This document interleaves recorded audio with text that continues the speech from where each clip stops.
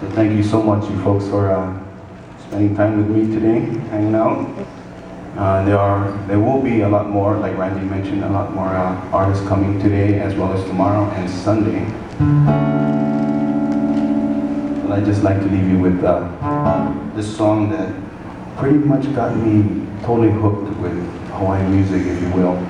Believe it or not, maybe about 16 years ago is when I actually got interested in Hawaiian music. I know, I look Hawaiian, I am Hawaiian, but unfortunately, growing up, didn't listen to too much Hawaiian music, mainly because I think during my impressionistic times, like while I was like 6, 7, 8, 9 years old, my father was actually going to college and was getting his master's in music. And basically when you go and you do that sort of stuff, it's about what they call, I don't want to say legit music, but that's what the word they use, but it's Western music, which is classical music and a lot of jazz. And that's basically what I heard many times, like late at night, my father would kind of lock himself in the closet to practice, I guess. And I would hear, and he would be doing that, and basically that's all I heard. So anyway, and it wasn't until, like I said, 16 years ago or so, someone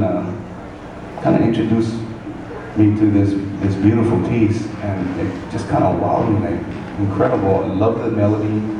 And then the light bulb finally went off when I went to visit this particular place, and it just kind of, you know, made me realize who I am. And the light bulb went off, like I said, I got it.